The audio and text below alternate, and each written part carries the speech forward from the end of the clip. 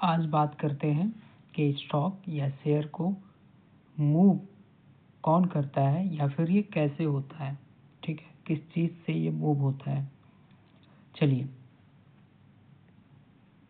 हम लोग यहाँ पे एक स्टॉक को लेके चलेंगे। ठीक है, वो स्टॉक जो है इन्फोसिस ही पकड़ के चलते हैं कि उस स्टॉक का नाम इन्फोसिस है। आप एक मार्केट पार्टिसिपेंट हैं और आप इन्फोसिस को ट्रैक कर रहे हैं। ठीक है, और मान के चलिए कि आज अभी 10 बज रहे हैं। ठीक है, सुबह का 10 बज रहा है और इन्फोसिस अभी 3000 पर शेयर पे ट्रेड कर रहा है। ठीक है, हालांकि ये 3000 पर शेयर पे ट्रेड नहीं कर रहा है, ये हाइपोथेटिकल एक एग्जांपल है। हम लोग यहाँ पे देख लेंगे कि ये कितने पे अभी ट्रेड कर रहा है जिस समय ये रिकॉर्ड हो रहा है। तो अगर हम लोग यहाँ पे देखें तो अभी ये जो है ये ट्रेड कर रहा है 1754.20 पे, ये अभी ट्रेड कर रहा है। तो वो वाला जो अभी हम लोग देख रहे हैं ये 3000 का, ये एक हम लोग ठीक है एक हाइपोथेटिकल एग्जांपल लेके इसको समझने की कोशिश कर रहे हैं कि ये 3000 के ऊपर जा रहा है तो क्यों जाएगा और नीचे जा रहा है तो क्यों आएगा। ठीक है, तो समझ के चलिए कि 10 अभी बज रहा है, मार्केट खुला है और इन्फोसिस को हम लोग ट्रैक कर रहे हैं और ये 3000 के आसपास ये भी चल रहा है। और यहाँ पे एक मैनेजमेंट का इन्फोसिस के मैनेजमेंट ने एक प्रेस स्टेटमेंट यहाँ पे किया और वहाँ पे उन्होंने बताया कि एक नया सीईओ, ठीक है, इन्फोसिस का नया सीईओ हो सकता है यहाँ पे आए और वो जो है कंपनी को और ज़्यादा ऊंचाइयों पर लेके जाए। ये एक प्रेस स्टेटमेंट आया और वो लोग मैनेजमेंट कॉन्फिडेंट है कि जो न्यूली अपॉइंटेड सीईओ हैं वो बहुत ही अच्छे काम करेंगे कंपनी के लिए। तो ये जैसे ही ये न्यूज़ ठीक है हम लोगों के पास पहुंचा तो यहाँ पे क्या हुआ, हम लोगों का यहाँ पे दो क्वेश्चन बनता है। पहला क्वेश्चन कि ये न्यूज़ आते ही how will the stock price of Infosys react to this news. ठीक है, ये न्यूज़ आते ही इस इन्फोसिस के स्टॉक प्राइस में क्या इफेक्ट पड़ेगा, वो ऊपर जाएगा नीचे जाएगा, क्या होगा। अगर आपको यहाँ पे इन्फोसिस में ट्रेड करने को कहा जाए तो आप यहाँ पे क्या करोगे। ठीक है, क्या आप इन्फोसिस को बाय करेंगे या फिर उसको सेल करेंगे। ठीक है, आप सोच लीजिए, थोड़ा सा टाइम लीजिए, आप सोचिए।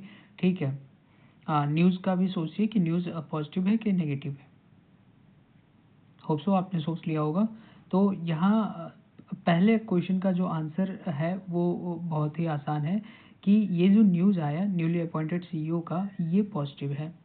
तो जब भी पॉजिटिव न्यूज़ आएगा तो हो सकता है कि उस स्टॉक का प्राइस भी इंक्रीज़ हो, यानी कि इन्फोसिस का प्राइस इंक्रीज़ हो सकता है। ऐसा क्यों? ऐसा इसलिए क्योंकि इन्फोसिस में लीडरशिप की इशू थी और वो लीडरशिप इशू जो है अब सॉल्व हो रहा है क्योंकि वहाँ पे न्यूली अपॉइंटेड सीईओ आने वाले हैं। So when positive announcements are made, market participants tend to buy the stock at any given price, which cascades into a stock price rally। यानी कि इस स्टॉक का प्राइस इन्फोसिस का प्राइस ऊपर जा सकता है। चलिए नीचे देखते हैं। अब यहाँ पे थोड़ा सा इलस्ट्रेशन देखते हैं। अब टाइम यहाँ पे देखते रहिएगा क्या हो रहा है। तो मान के चलिए टाइम 10 बज रहा है और लास्ट ट्रेडेड प्राइस कितना था, ये था आपका 3000 के आसपास था। अब यहाँ पे सेलर्स क्या करेंगे, जैसे पॉजिटिव न्यूज़ आए तो वो लोग दाम यहाँ पे बढ़ाएंगे कि वो लोग हाई प्राइस में सेल कर सके। तो 3002 सेलर्स ने किया और बायर्स भी यहाँ पे एक्टिव हो गए और बायर्स भी यहाँ पे 3002 देने के लिए तैयार हैं। ठीक है, 10:01 पे क्या हो रहा है कि लास्ट ट्रेड प्राइस जैसे ही बायर्स ने बाय किया तो लास्ट ट्रेड प्राइस कितना हो गया, 3002 हो गया। अब सेलर्स फिर से क्या करना चाह रहे हैं कि उस प्राइस को और भी ऊपर ले जाना चाह रहे हैं और उन्होंने कितना कर दिया, 3006 कर दिया। बायर्स भी यहाँ पे हावी हैं और वो लोग 3006 पे भी खरीद लिए। तो ऐसे करते करते यहाँ पे जो 10:05 है वहाँ पे कितना लास्ट ट्रेड प्राइस हो चुका, यहाँ पे 3016 के हिसाब से यहाँ पे हो चुका। तो क्योंकि न्यूज़ अच्छी खासी थी इसलिए जो है यहाँ पे सेलर्स जो है प्राइस को ठीक है ऊपर ले जा रहे हैं और बायर्स भी क्या है वो ऊपर वाले प्राइस को ये लोग क्या कर रहे हैं, ये लोग बाई करते जा रहे हैं। ठीक है, अच्छा आपने यहाँ पे नोटिस करिए कि क्या हो रहा है कि बायर इज विलिंग टू पे what ever price the seller wants, ठीक है, जो भी सेलर, ठीक है, प्राइस मांग रहा है, बायर जो है उसको देने के लिए तैयार है। This is when the market is said to be bullish. तो इस सिचुएशन को हम लोग क्या कहते हैं कि मार्केट जो है बुलिश है, यानी कि ये स्टॉक जो है वो बुलिश हो चुका है। In a bullish market the prices tend to move up. तो बुलिश मार्केट में प्राइस क्या होता है, ऊपर जाता है। तो आपने यहाँ पे देखा ही है कि 3000 से इन्फोसिस का प्राइस 3000 पहले था, ठीक है। फर्स्ट जब 10 बजे ये ट्रेड कर रहा था, 10:05 पे ये प्राइस कितना चला गया, 3016 हो गया। तो इसका जो डिफरेंस आया वो कितने रुपीज़ का आया, 16 रुपीज़ का यहाँ पे इसका डिफरेंस आया, ठीक है। तो जैसे ही उसका डिफरेंस आया तो आप यहाँ देख सकते हैं कि stock price is jumped 16 rupees in a matter of 5 minutes only. तो इस कारण ऐसा होता है। दो this is a fictional situation, मतलब कि हम लोग हाइपोथेटिकल सिचुएशन ले रहे हैं, बट ये रियलिस्टिक एंड टिपिकल बिहेवियर है स्टॉक्स का। स्टॉक्स ऐसे ही मूव होते हैं। The stock price increases when the news is good और एक्सपेक्टेड टू बी गुड। तो आपको समझ में आ गया कि स्टॉक प्राइस इंक्रीज होता है जब उसका न्यूज़ अच्छा खासा आता है, और उसका न्यूज़ अगर ख़राब है तो आप समझ सकते हैं कि स्टॉक प्राइस डिक्रीज हो सकता है। In a particular case, the stock moves up because of two reasons. One, the leadership issue has been fixed. ये इन्फोसिस की बात की जा रही है. And two, there is also an expectation that the new CEO will steer the company to greater heights. ठीक है, पहली वाली बात है, न्यूज़ पॉजिटिव है इसलिए वो हाई जा सकता है. Okay, now अब यहाँ पे और देखते हैं, आगे बढ़ते हैं. अब मान लीजिए 12:30 बजे के आसपास, ठीक है, कितने बजे, 12:30 बजे के आसपास यहाँ पे the national association of software and services company NASSCOM ने एक स्टेटमेंट जारी किया, और उसमें उसने कहा कि यहाँ पे आईटी बजट जो है वो हो सकता है डाउन हो जाए 15% के हिसाब से, ठीक है, जिसके कारण इंडस्ट्री पे क्या हो सकता है, असर पड़ सकता है. अब यहाँ पे जिसको नहीं पता कि नैस्कॉम क्या है, तो ये एक ट्रेड एसोसिएशन है इंडियन आईटी कंपनीज के लिए. तो जैसे ही 12:30 बजे ये न्यूज़, ठीक है, फ्लोट हुई मार्केट में, तो यहाँ पे आपको क्या लग रहा है कि ये न्यूज़ अच्छा है कि बुरा है आईटी के लिए, इन्फोसिस के लिए? तो आपको यहाँ पे समझ में आ गया होगा कि ये न्यूज़, ठीक है, इसके लिए, आईटी के लिए, इन्फोसिस के लिए बुरा है. तो अगर न्यूज़ बुरा है तो क्या हो सकता है, प्राइस डिक्रीज हो सकता है. चलिए देखते हैं यहाँ पे. By 12:30 PM let us assume Infosys trading as 3030, ठीक है, 10:05 पे 3016 पे ट्रेड कर रहा था, और अभी हम लोग एज्यूम कर रहे हैं कि 12:30 बजते बजते वो 3030 पे ट्रेड कर रहा है. तो यहाँ पे कुछ क्वेश्चंस अपने सामने आते हैं.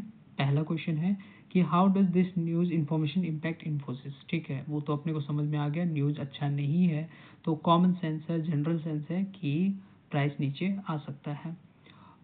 नेक्स्ट क्वेश्चन है कि what would it be if you were to initiate the trade with this information. अब आपको इसमें ट्रेड करना होता तो आप क्या करते हैं, बाय करते हैं, सेल करते हैं, क्या करते हैं? What would happen to the other IT stocks in the market. Infosys के अलावा और भी स्टॉक्स हैं, जैसे टीसीएस हो गया, ठीक है, टीसीएस हो गया, उनका क्या होगा? या फिर वो नहीं है, रिलायंस है, तो उसमें क्या फ़र्क पड़ेगा? तो इसका हम लोग यहाँ पे जानते हैं. पहला जो ऊपर के क्वेश्चंस हैं वो काफ़ी सिंपल है. Before we answer this question let us analyse NASSCOM's statements in more detail. ठीक है, ये डिटेल में करने को कह रहा है, तो देख लेते हैं एक बार. नैस्कॉम कहता है कि IT budget is likely to shrink by 15%, मतलब 15% से डाउन होगा. This means IT companies revenues and profits will likely to go down. यहाँ पे बहुत जल्दी उसका आईटी कंपनी का रेवेन्यू और प्रॉफिट नीचे गिर सकता है. सो ये कोई अच्छा न्यूज़ नहीं है आईटी इंडस्ट्री के लिए. चलिए अब एक एक करके आंसर देखते हैं. पहला क्वेश्चन का आंसर है कि इन्फोसिस लीडिंग आईटी मेजर है कंट्री में और विल रिएक्ट टू न्यूज़. ये न्यूज़ का उसका रिएक्शन देखने को मिलेगा. The reaction could be mixed because there was good news specific to the Infosys earlier during the day. However, 15% decline in revenue is a serious matter also. Hence, Infosys stocks are likely to trade lower. ठीक है, mix यहाँ पे views हैं, क्योंकि पहला new CEO appoint हो रहा है तो उसके लिए गुड न्यूज़ था, ठीक है, उसके लिए अच्छा न्यूज़ था। लेकिन दूसरे में IT का रेवेन्यू डिक्लाइन होगा 15% के हिसाब से, तो ये उसके लिए बैड न्यूज़ हो गया है। हाँ, नेक्स्ट यहाँ पे 3030 पे अगर किसी को ट्रेड यहाँ पे करना होगा इस इंफॉर्मेशन के हिसाब से, तो हो सकता है कि अगर उसने उस शेयर को बाय किया है तो हो सकता है कि यहाँ पे वो सेल करके निकलना चाहे, क्योंकि न्यूज़ यहाँ पे ख़राब आ गई है। तीसरा जो है, the information release by NASSCOM applies to the entire IT stock and not just Infosys. Hence सिर्फ इन्फोसिस पे अप्लाई नहीं होगा, ये पूरे IT कंपनीज पे अप्लाई होगा और यहाँ पे सेलिंग प्रेशर देखने को भी मिलेगा। ठीक है, ऐसे समझो, मीन्स ब्रॉड मार्केट की बात कर रहा है। सो यहाँ पे आपने नोटिस किया होगा कि market participants react to the news and events and their reaction translates the price movement. This is what makes the stocks. इसी कारण, ठीक है, मार्केट पार्टिसिपेंट्स न्यूज़ को किस तरीके से उसको एनालाइज कर रहे हैं, बाई करने की सोच रहे हैं, सेल करने की सोच रहे हैं, क्योंकि अगर एक तरफ बाई है तो दूसरी तरफ सेल भी होगा और दोनों का न्यूज़ का एनालिसिस करने का तरीका डिफरेंट हो सकता है। इसलिए इसी वजह से यहाँ पे मार्केट में स्टॉक का प्राइस, ठीक है, फ्लक्चुएट होता रहता है। ठीक है, अब इस स्टेज में आपको ये आप वंडर कर रहे होंगे कि what would happen to the company share price if there is no news. अगर मान लो न्यूज़ ही नहीं है तो कैसे वो मूव होता है। Will the stock price stay flat and not move at all. क्या अगर न्यूज़ नहीं है तो स्टॉक प्राइस, ठीक है, ऐसे फ्लैट रहेगा, ऊपर नीचे हिलेगा ही नहीं और मूव ही नहीं करेगा। The answer is yes and no both. ठीक है, इसका आंसर दोनों है, येस भी है और नो भी है, दोनों आंसर है इसका। सो यहाँ पे डिपेंड करता है कंपनी के फोकस पे। चलिए उसकी बात करते हैं। मान लीजिए कोई एग्जांपल कि कोई भी न्यूज़ नहीं है दो डिफरेंट कंपनीज का। जैसे मान लीजिए डिफरेंट कंपनीज कौन कौन, पहला रिलायंस हो गया, दूसरा श्री लक्ष्मी शुगर मिल हो गया।